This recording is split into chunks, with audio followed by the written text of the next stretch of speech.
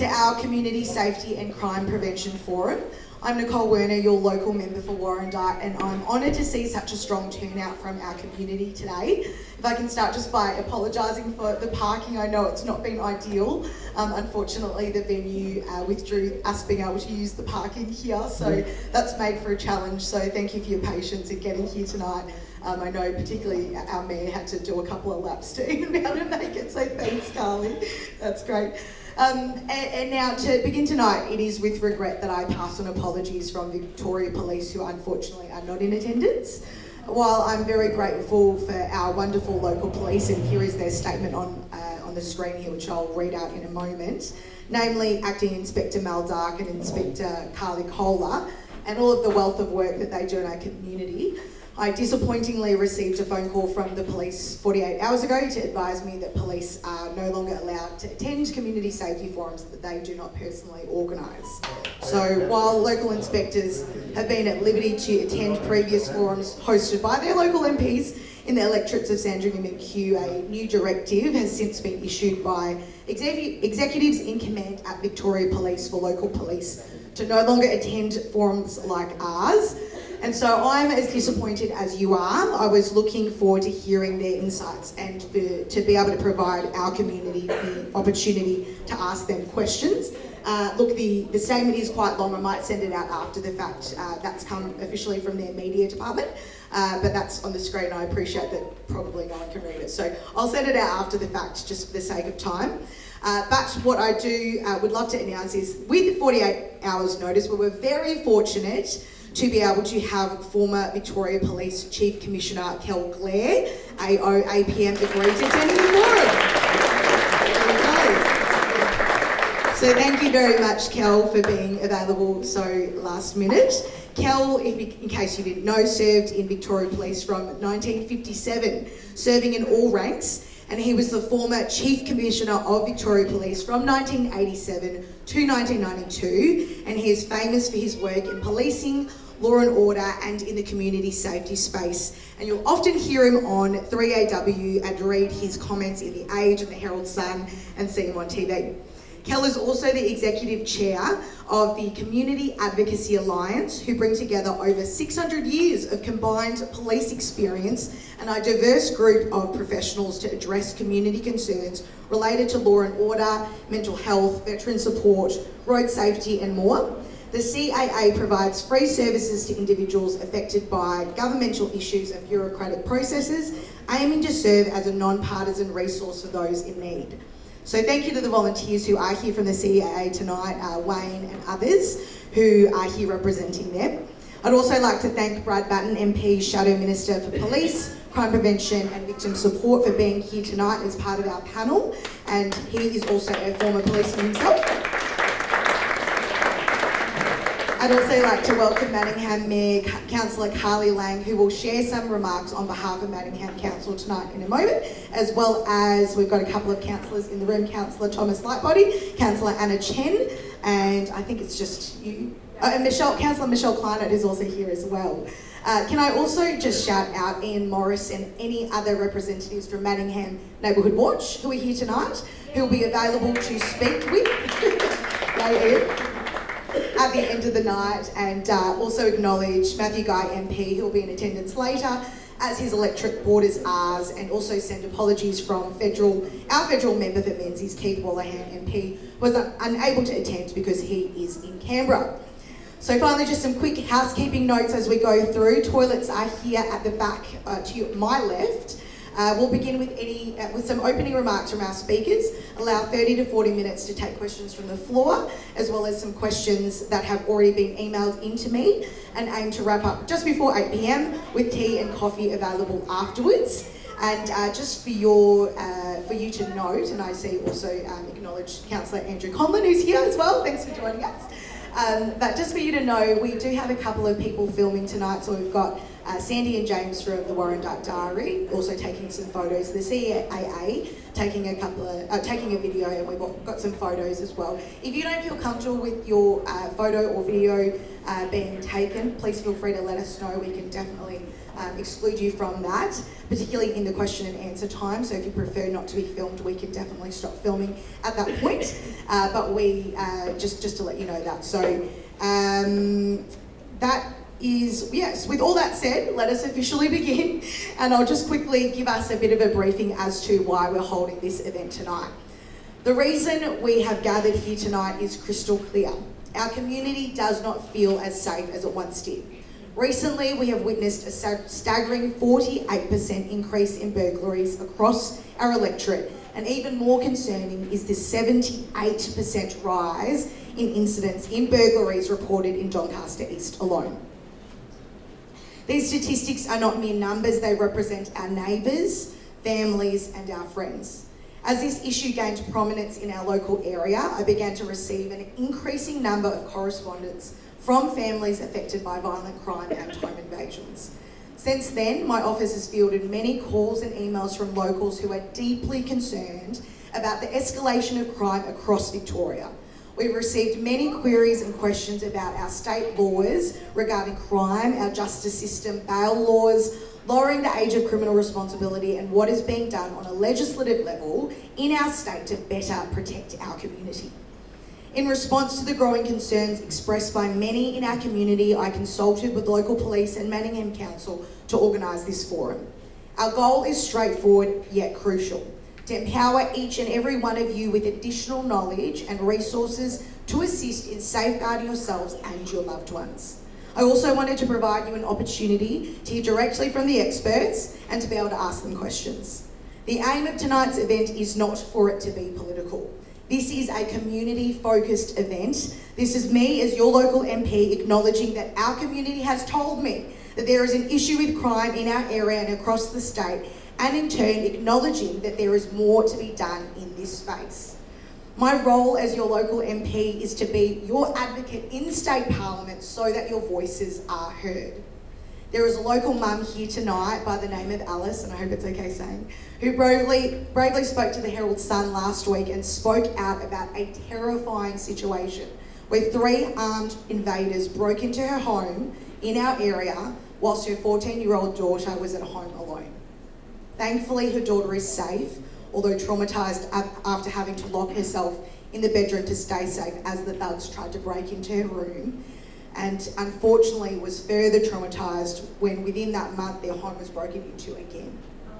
These are the stories that we need to hear so that I can continue to fight for you and fight for change in our justice system in State Parliament. Additionally, I hope tonight that you feel empowered with practical steps and additional resources in crime prevention and safety. Your presence here demonstrates your commitment to making our neighbourhoods safer and more secure. Your insights, questions and contributions will shape the outcomes of this forum and guide our future actions. And I'll now pass on to Mayor Carly Lane, who will make a statement on behalf of Manningham Council. Thank you.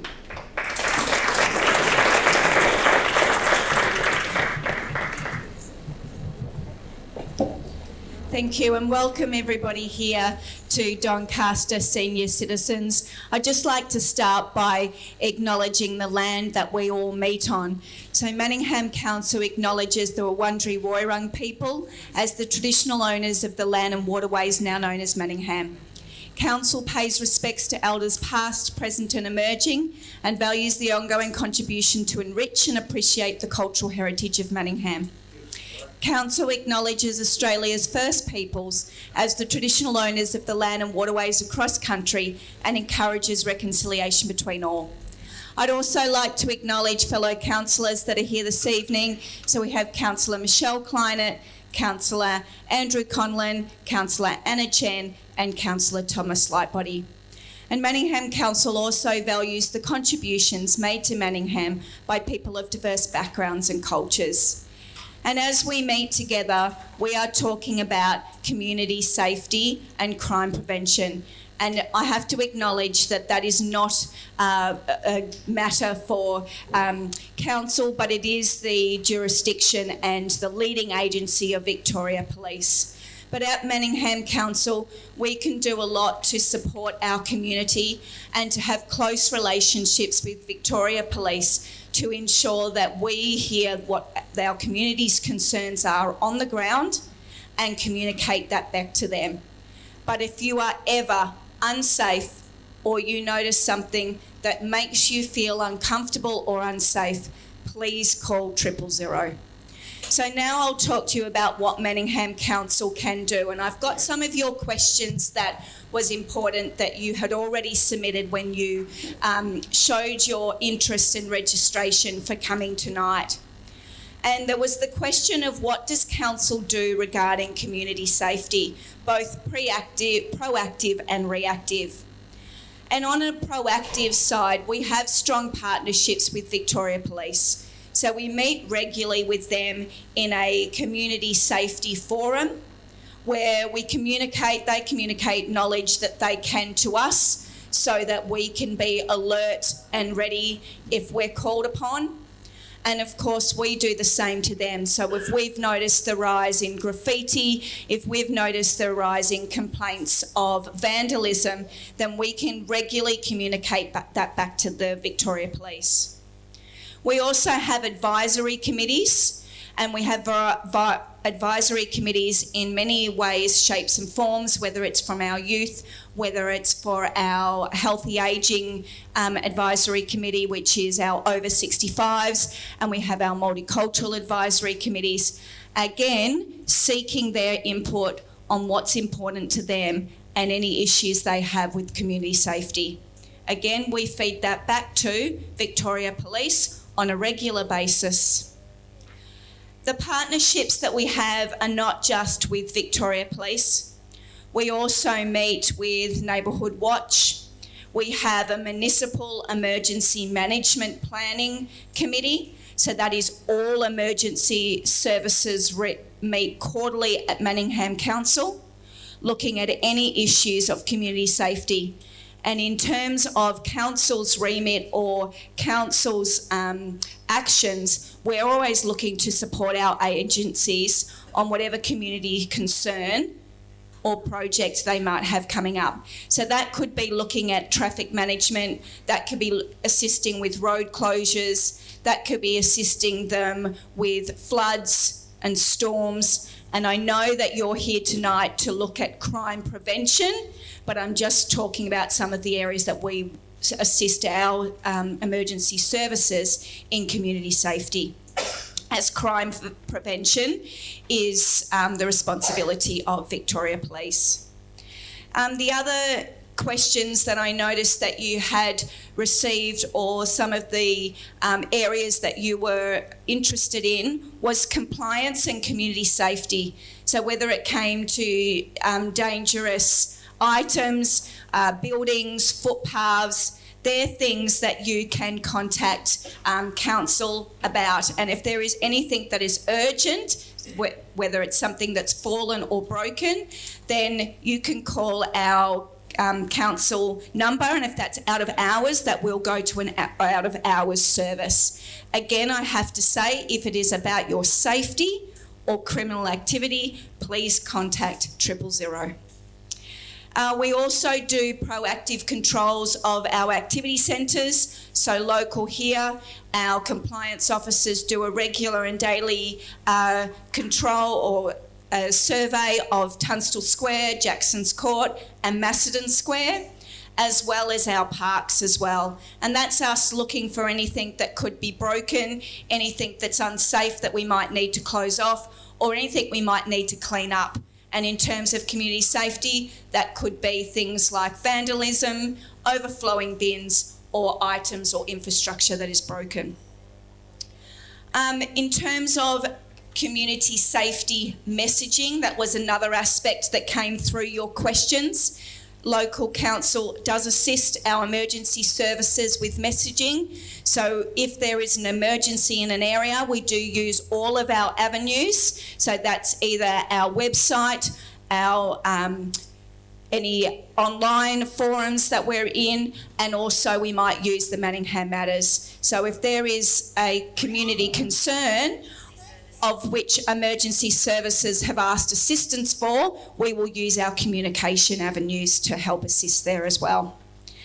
And then the last thing that I thought that I would share with you is where you've got councillors here who are going to just stay in the audience and listen to your concerns, and I do know that note that most of them are about crime prevention. But if it comes down to the recovery side and the health and well-being of our residents, that's where Manningham Council can step in. And we have health and well-being cards which advertise all of our partner services, and you can keep one of these in your homes or in your pocket, and they are for you to access our support partners in to look after health and well-being of our community. So I know you're here to hear about our other experts, but I hope that that's sort of given you a bit of a understanding of where council comes in, and in the sense that community safety is absolutely on top of our list. And the things that we do, the surveys, the proactive measures we take, as well as fixing things, is about keeping our community safe. So thank you for being here, and now I'll pass on to the people that you really want to hear from. Thank you very much to Manningham Mayor Carly Lang. Kel and Brad, if I can now invite you to make some opening remarks, maybe start with Kel. Oh, okay, sure. Thank you, Kel. Thank you, Nicole, and good evening, ladies and gentlemen. If you are insulted by being called ladies and gentlemen, then that's your problem, not mine. If I may be permitted, just a couple of brief words about the Community Advocacy Alliance. We formed 9.5 years ago out of disgust with the way the Victoria Police were dealing with young offenders and youth crime. I introduced a Police in Schools program in 1989, and that had an enormously beneficial effect. It was examined by Monash University in 2004 and said it was a good program producing good results in the youth space, but poorly managed. In 2006, the then Chief Commissioner Christine Nixon was given the same information from an internal review, and rather than fix the management problems, she abolished the program. We warned 9.5 years ago we were going to see a youth crime tsunami, and sadly we were exactly right. And things haven't changed. We've seen a burgeoning of home invasions, violent carjackings, and youth crime is absolutely out of control. There's a bill before Parliament at the moment that will make it 10 times worse, and one would hope that wiser heads will ultimately prevail. We've been very critical, we were very critical of the Andrews government, and we're still very critical of the current government as being unethical, corrupt, incompetent and inept. And I make no apology, and I'm not a bit political. If any other party behaved like these people, we would be equally vocal. Having said that, my role, I believe, is to give you some tips about how you may be safer at home. And of course, deadlocks on all doors and windows is a good opening place. Too many of us go out, leave our doors open, our windows open, and think, well, you know, it's okay. It isn't. Safety doors are worth the investment. I have them at home. CrimSafe is a recognised brand, but I'm not plugging any particular brand, but it's nice to be able to open your front door and look through a safety door and see who's on the other side. Sorry. An audible alarm system is worth the investment. I say audible alarm because I don't believe there's any point in paying to have an alarm monitored, because all that happens is someone comes along and tells you after the thieves are gone your house has been burgled. When you get home you'll know that anyway. You need an alarm that makes as much noise as possible to bring attention to the fact that your house is being entered at that particular time. Movement activated sensor lights are also a wise investment, because anyone creeping around your yard at night, a light comes on, they're likely to have second thoughts about whether they'll continue. Movement activated security cameras are also, I think, a wise investment.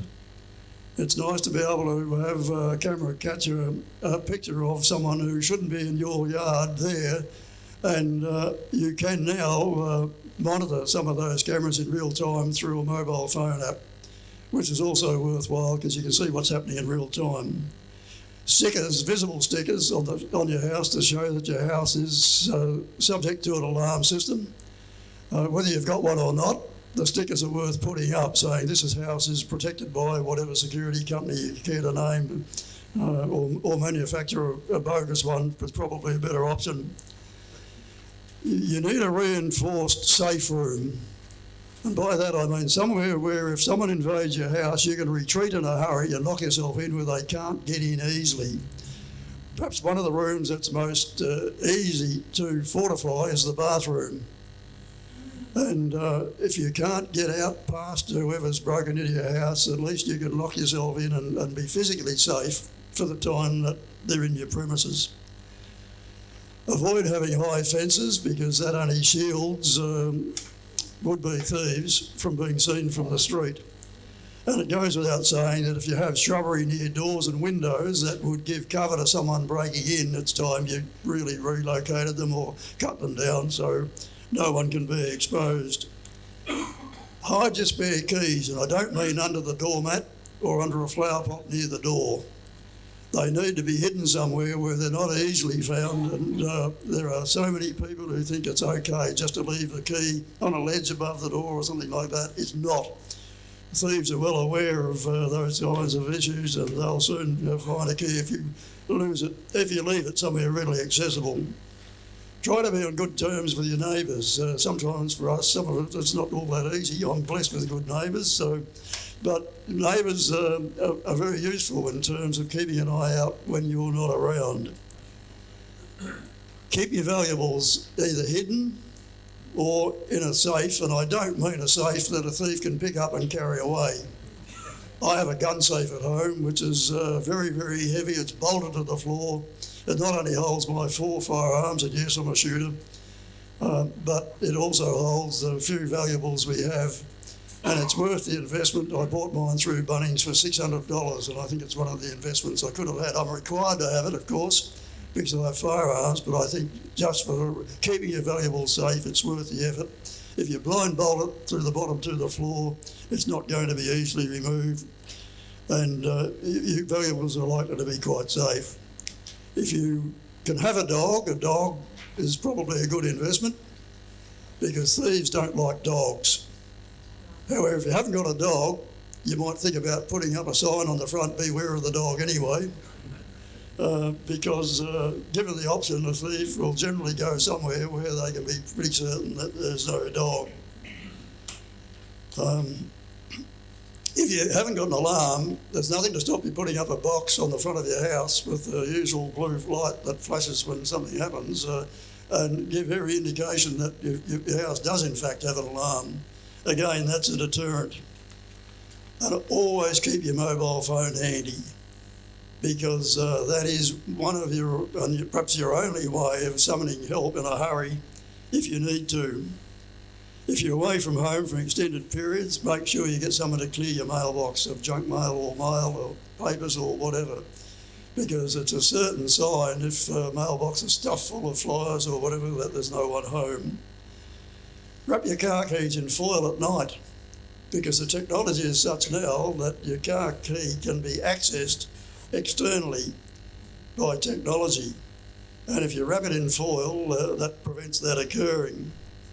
I know some people put a sign on their door when they're away during the day, night shift worker asleep, please do not knock or ring bell. Again, if a thief thinks there's someone inside, they're probably going to move on to somewhere else. And if you think your house is burgled when you get home, your door's open, a window's breaking or something like that, whatever you do, don't go inside. Immediately ring the police. Don't be a hero. Wait outside until the police arrive. After all, they're trained to deal with those kinds of emergencies. And if you're away from home for extended periods, you might consider time-activated lights, turn lights on and off at night just to indicate that there's perhaps someone home. Don't say that's a definitive list, but there's some of the things I think that are worth considering. There are a few copies of that list that I've read out there, but I understand, Nicole, you're going to circulate that to everyone who's attended And if you have some other good ideas about how to keep yourself safe, by all means implement them. So that's my little lot for the night. I remind you again that the Community Advocacy Alliance exists. We have a website, cainc.org.au, or if you simply Google the Community Advocacy Alliance, you'll find us there. You'll find all the articles we've published, and we publish about 2 a week for the last 9.5 years. There's a lot of reading there. I think you'll find some of it interesting. And if you care to support us in any way, we'd be only too grateful, because the more support we get, the wider the reach we could have. And at the moment, we reach about 40,000 people. We would like that to be obviously much greater than that, but as we are largely self-funded with the odd donation, then our reach is limited by our ability to spread the word through social websites and so on. So I ask you to have a look and consider whether you might be able to get involved with us as a member, or provide some support for our activities if you approve of what we're doing. I thank you very much for your attention, and I'll hand you back to Nicole. Thank you.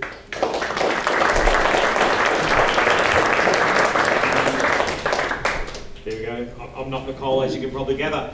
First of all, thank you for coming out. I just want to acknowledge Matthew Guys just arrived at the back, so thank you very much for coming out. Matthew, who's one of the local MPs around here as well.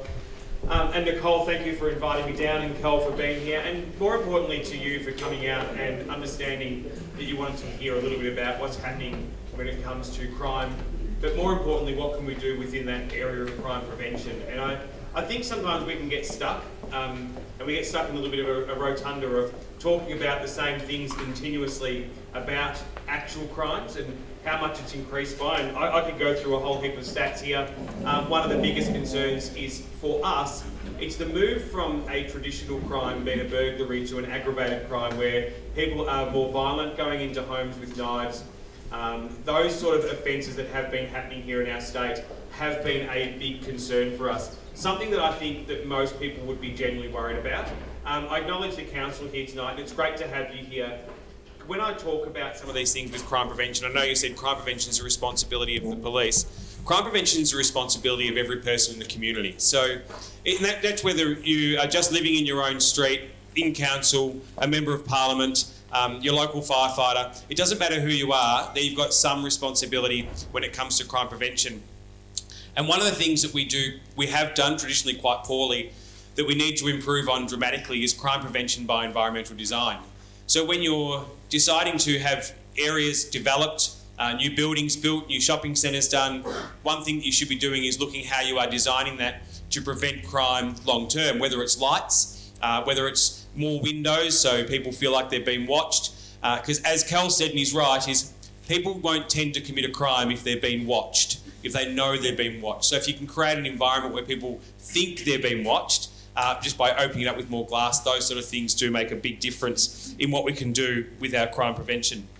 Some of the concerns we have at the moment, and Kel touched on that one, was around youth justice. We've had a 20% increase in youth crime here in our state in the last 12 months. And again, the biggest concern for us is it's the actual offences that are being committed. The increase in aggravated burglaries from this young cohort is getting to a stage that it's pretty scary. And I know you've seen some of it here, and unfortunately you've probably seen the worst results, which has made the media out here for what's happened. But I must remind people too, most young people are really good. So we can't think they're all really bad and we want to lock them all up, and we know that's not the answer. Most young kids are actually pretty good kids, and we need to work with them as well. And some of them are genuine leaders that can help us make the change that we need to make here. Now, rather than me going on tonight, and sorry, I didn't acknowledge too Jan Kronberg down the front here. Sorry, Jan. Jan was a former member in this area as well, who I know is very passionate when it comes to, particularly around youth crime as well, and raise these issues with us. I'm more interested in hearing questions for you and us answering rather than me standing here and talking for a whole night. So I'd prefer to go to the questions that you guys have got, some of the things that concern you. And I just want to say to you too, if you don't feel like asking a question in front of everyone, or you're not comfortable, please feel free. I know myself, Matthew and Nicole will definitely hang around after. If you've got any questions specific to something in your street, in your house, something with one of your family or whatever it is, it all stays confidential. But if you want to have those questions or anything with us after, please feel free, because many don't have the courage to stand up in an environment like this, because let's be honest, public speaking is not always the easiest. So just to make sure you're all aware that we'll be here after as well. But thank you for coming out. As I said, I look forward to your questions. And please, you can direct them to myself or Cal, and I'm sure Matthew doesn't mind answering a question as well if it's over there as well. So thank you very much.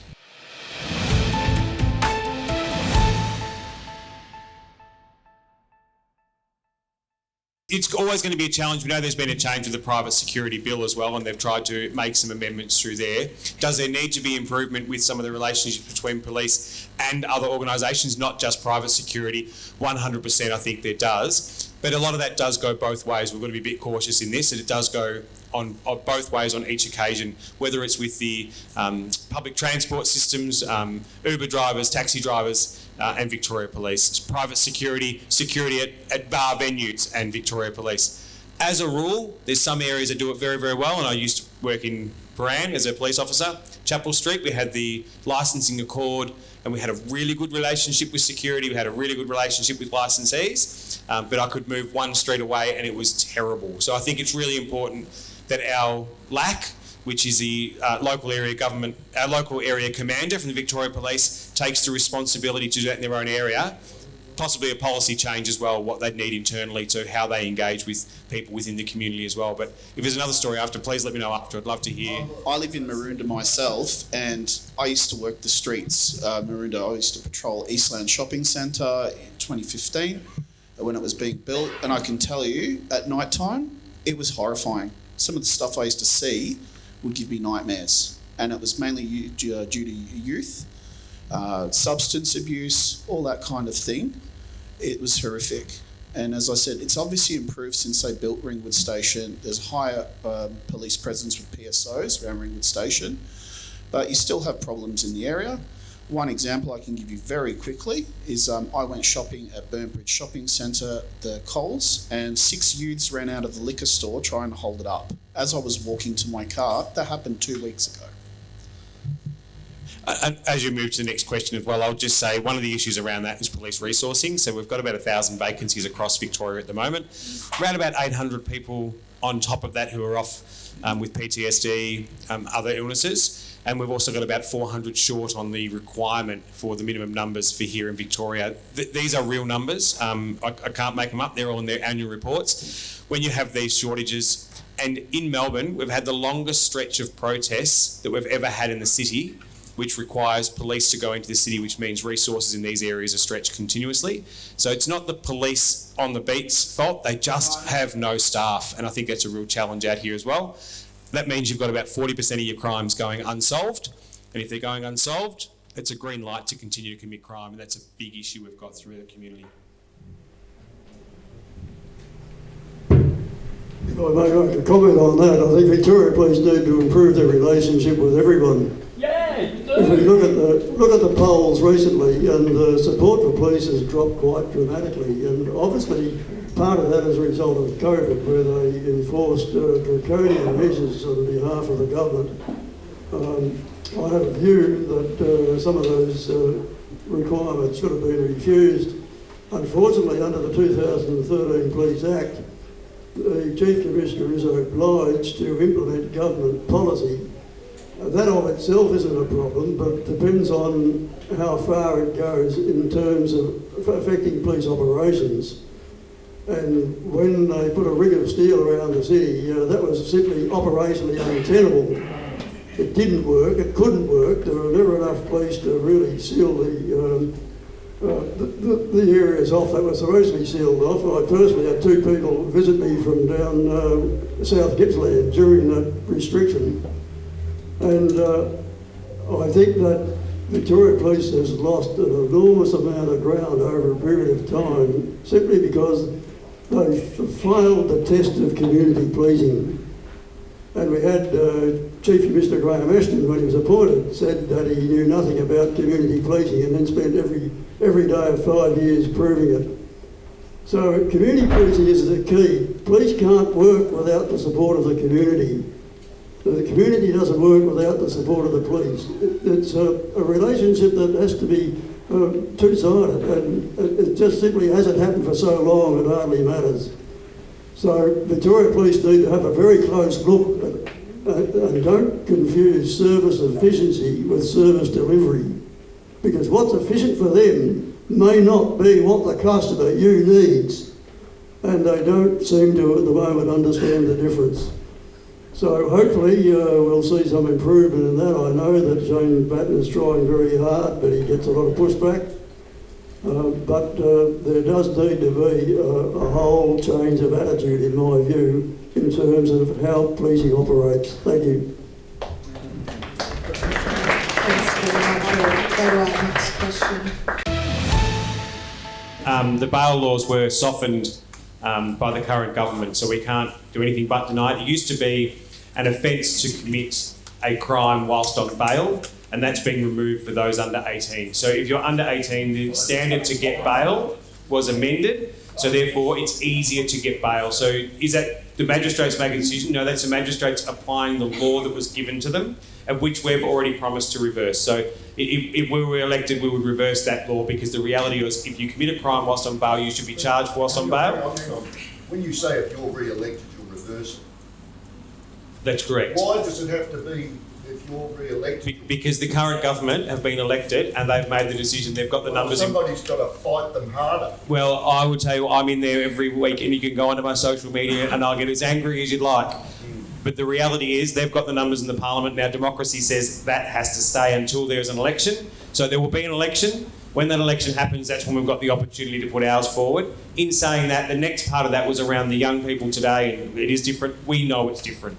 We understand it's different. The Police in Schools program, re-engaging with young people, learning what the definition of success is when you deal with young people to keep them out of crime. The old boxing clubs that the Victoria Police used to run, the Victoria Police aren't allowed to be involved in. The programs to keep kids out of the justice system that police used to be involved with, they're not allowed to be involved in. A program I used to be involved with, which actually working at a specialist school with young children with disabilities who unfortunately end up with a high number of them in the justice system, not allowed to work at those schools anymore. These are all things that got cut back over time to create the respect between police and young people, which goes with them forever. And we've taken that away. So the bail is a second substance we can fix very, very easily. The second part, and I'll let Cal speak on this, is that community policing model. How do we go back so police are respected? And if you can get the respect back in there, you'll change the attitude of the young people, you can work with them better, and the outcomes are long-term better. It sounds simple, doesn't mean it's easy, because you have to change the attitude in the police force before you can do that, and that's the biggest change. Can I butt in again? I'll just hold on. Sorry, Ben. Repeal the Vacancy Act for a start, go in disguise, all this sort of stuff. That's all been repealed. So, they're repealing the acts that used to be preventive acts in Parliament, and I think they should be reintroduced.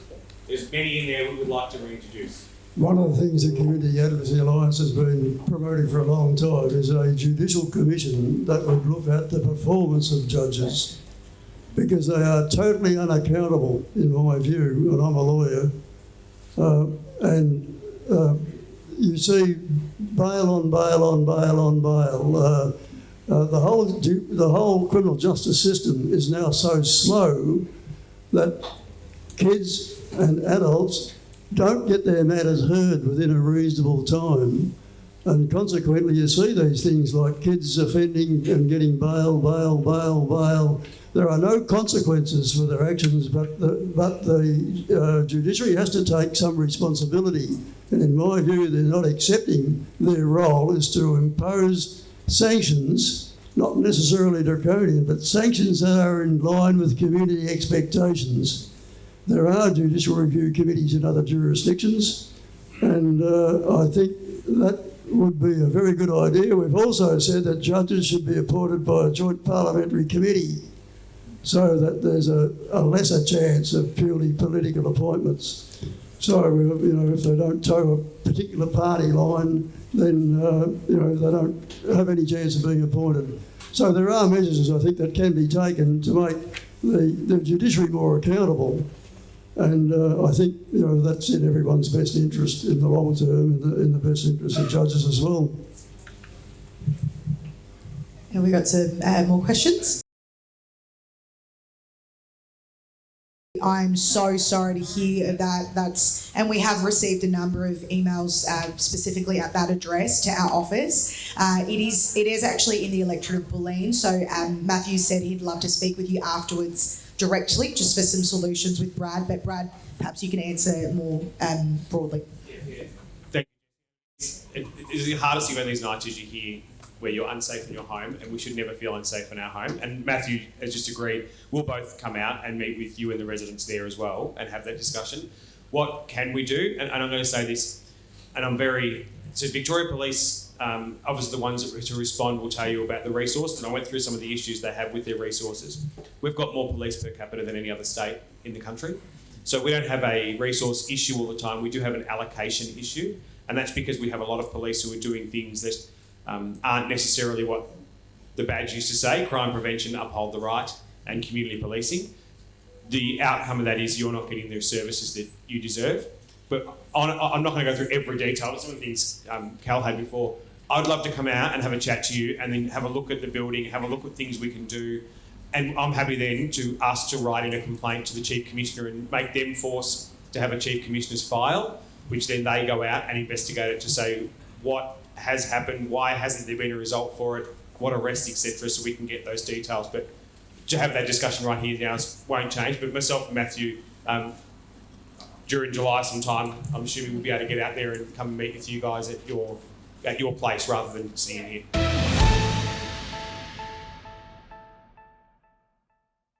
There is definitely truth in that. There's some that are 100% you would turn around and go, where's the parent responsibility in this? There will be a case that if most of you have been reading the paper this week, where a mother, and I've met her, and she has 3 children, and 2 of them are exceptional, and 1 of them has gone off tap, and she's actually been in the paper saying, can you lock up my son? Now, as a parent, I know we say throwing it back to parents' responsibility, she's doing every single thing she can, and then her system has let her down. So there's a bit of a mix in that. Yes, we do need to go back with working with parents and ensuring they do, and there's a lot of circumstances around some of those parents that we need to take into consideration. However, that means the system's failing them as well. So we need to make sure at the end of the day, we can prevent these crimes with young kids. We've just got to work a bit harder at it, and the legislation coming through, I think, is going the opposite direction to that at the moment and could create us more issues than people have first planned.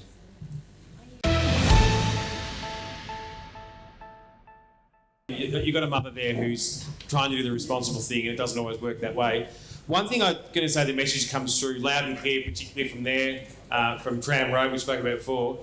There's a cohort of people at the moment that have no fear that anything is going to happen, and that has happened because of the fact that we actually have so many crimes remain unsolved.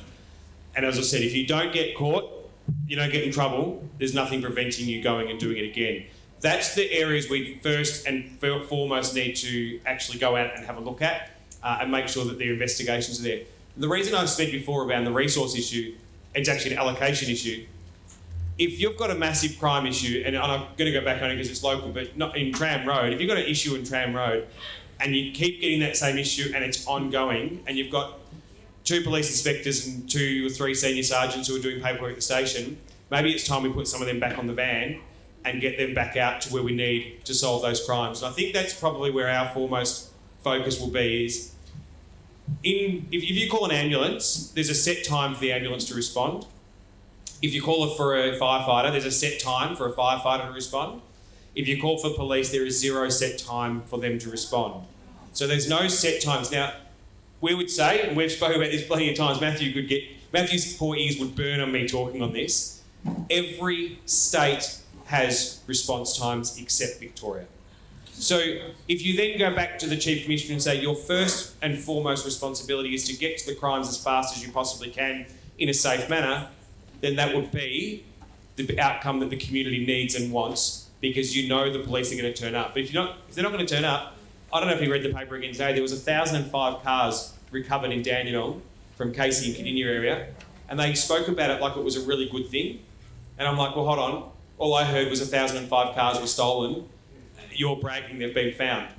They bragged recently 70 kids were arrested for armed robberies and aggravated burglaries, etc. What they didn't tell you was of those 70, nearly all of them got bail. Like, a mixed messaging. So we've got to make sure that the messaging matches the outcomes. If you commit a violent crime, you shouldn't be on the street. And I'm very passionate on people we are afraid of, and I'll stick with this line forever, but the people we are afraid of, we should lock up. And the people we're mad at, we should work with to make sure we can give them the best opportunity we can. And there's a big difference between them. At the moment, those we're afraid of keep getting out.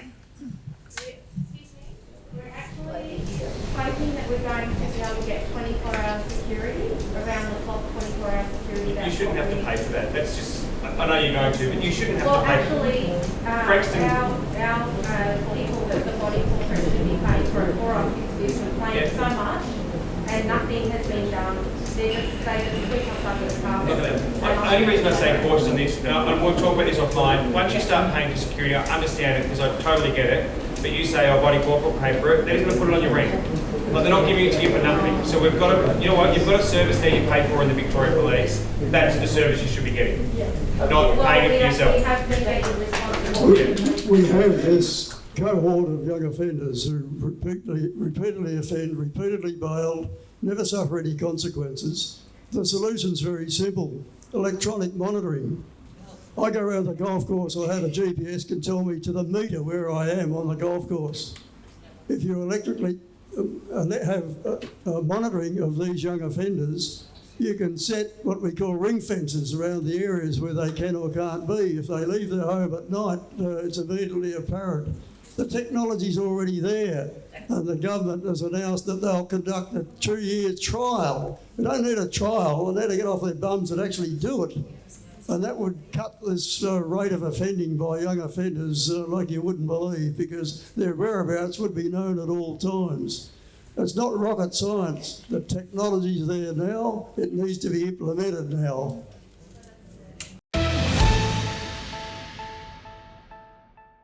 Okay, it's one of the great big hypotheticals. Do you have a right to defend yourself in your home? Yes. Where it gets more difficult, and I can't answer questions specifically as you'd understand on it, but there's a clause within it basically says that it has to be appropriate force. So, going by the fact you've slept with a chainsaw, it worries me, but if someone walked into your house to take your painting from the front and you used the chainsaw, not proportionate. So you've got to be considerate of that. If someone walked into your house with a knife, and these days they walk in with these, not knives and machetes, and you defend yourself, you would have to be saying, as long as you're in the position that it's direct force to what you're getting from there. So it's a tough one to answer until it's there, and we see circumstances where people get charged for this long term or later on. So I always say, throw caution to the wind. If you can hide, get away from it, avoid, call 000, and do it the best you can. It's the only advice I can give, because at the end of the day, your safety is the most important thing there. Newton, I've got someone else just behind you who's been waiting. I've only been judged by 12, Yeah. carried by 6. Yeah. We've got a lady in a beanie, and we've got one lady standing in the back as well. We take those two.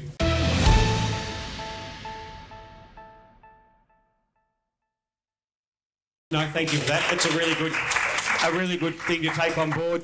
Some of the things around security and what we can do to support, and there has been support for community groups with it over the past. But considering some of the circumstances we're seeing now in some areas, I'll take that on board. Thank you very much for that one.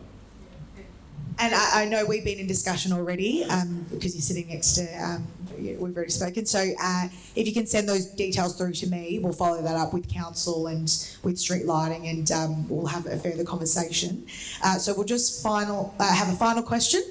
Again, I'm sorry that we haven't been able to get to everyone. There have been more questions than we had time for tonight. Again, please feel free to email through questions. For all of those that have already emailed us questions, we will actually reply to you individually. We'll get those details to you, and Brad will run through them, and so we'll get a response to you, I do promise. So just for our final question tonight.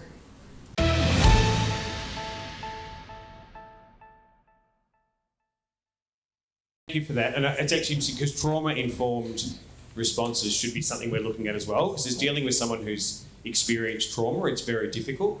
And it's something to learn, and I think the Victoria Police haven't learnt a lot of that. One of the things I'll say, even it's a little thing with the old word empathy, one of the things I learned in the police force, and it was not that long ago, if you go to someone's house and they've had the TV and all the stereos and everything stolen, that's a very big thing to them. And if you go next door and Mary's lost just her gnome, that's a big thing to her as well, because you've got to treat it, whatever happens, someone's gone in and breached their own privacy, breached that person's privacy. Not up to you to investigate as a victim. It's up to the Victoria Police to investigate. So I'll take that one on board.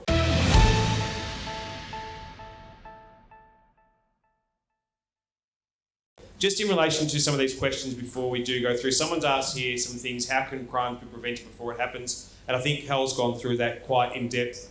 I will swear to this day, dogs, doesn't matter how big your dog is, a dog that barks is better than any alarm you'll ever have. Record a dog and then make it bark when someone comes to the door. It's amazing how kids running in with 5 machetes and 5 of them, one dog barks, they all run away. So it's one of the best defences you can have in your house. I'll take this one on notice and we'll get some more details, but it's in relation to some attempted child abductions in recent months.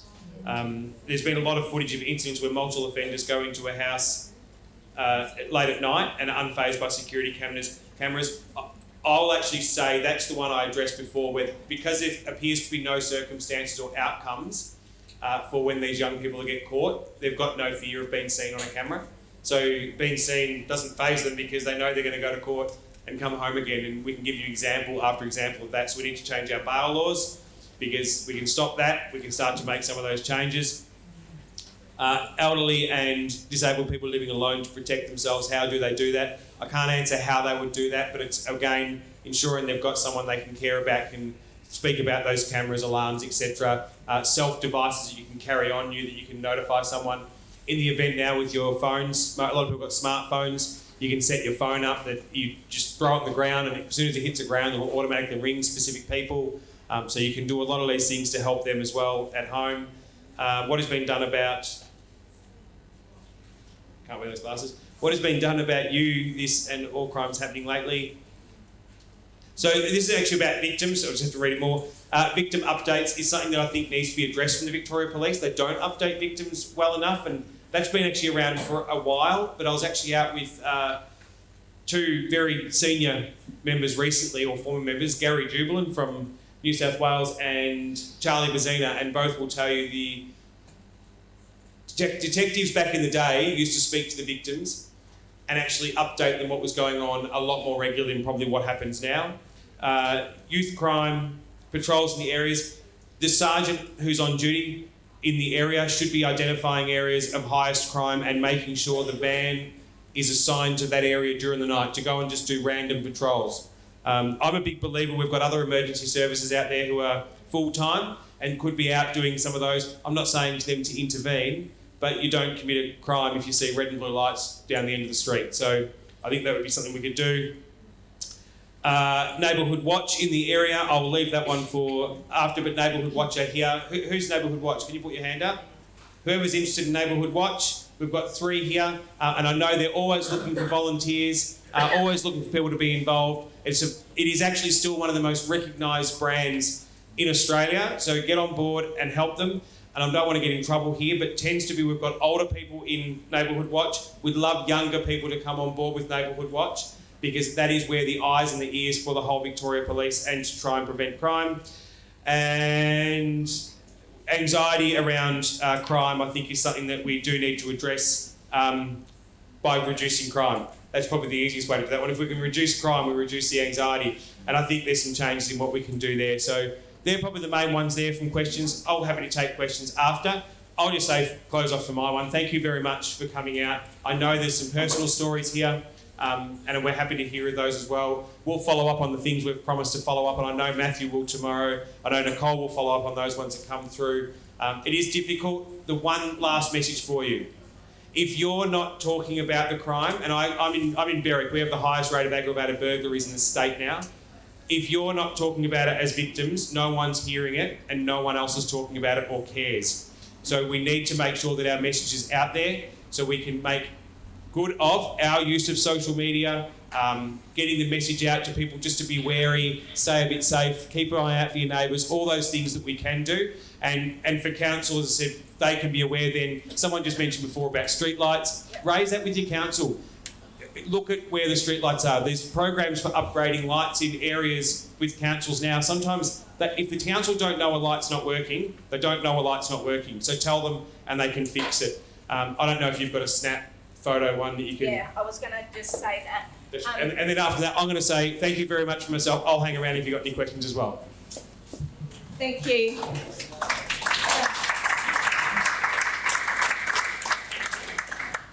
I'm not sure what your name was again, but around the street lights, if we can talk afterwards so that I can look into that as well.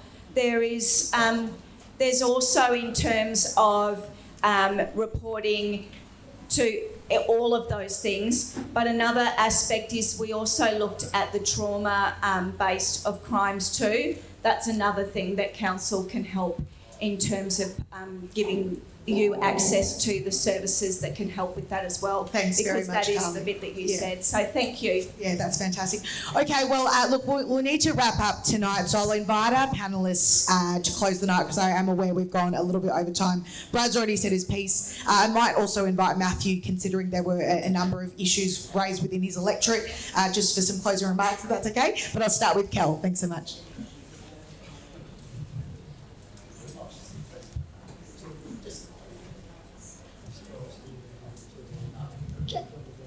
Just some closing remarks, if you like. That's all right. All right, all good. Matthew, any closing remarks for you?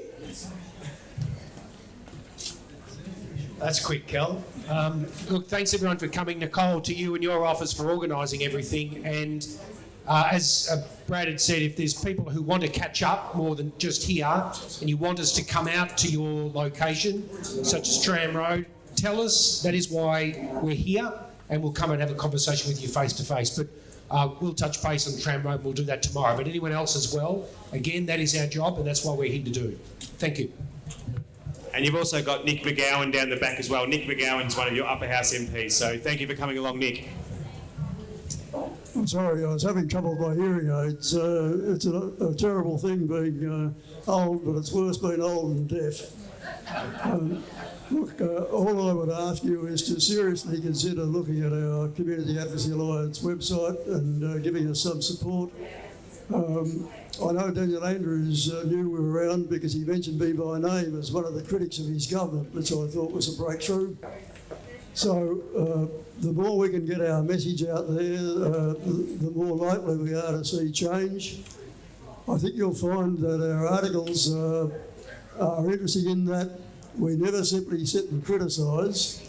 We put up a solution to all of the problems that we address. Now, whether those solutions are accepted or not is not a matter for us, but we provide an alternative approach to all of these problems, from the injecting house in Richmond, and I refuse to call it safe because it's not, and the number of deaths from drug overdoses has actually gone up slightly since that place has existed and not down. To a whole range of juvenile crime, government corruption. We're punching away at all of those issues that really affect you directly. So just again a plea to please have a look at our website and contact us. We are keen to get your feedback about the articles we publish because that gives us an indication of whether we're on the right track. So thank you very much. That's great. Thank you very much, everyone. Well, just to close, I just wanted to express my sincere gratitude to each of you for your active engagement, as well as giving up a Thursday night.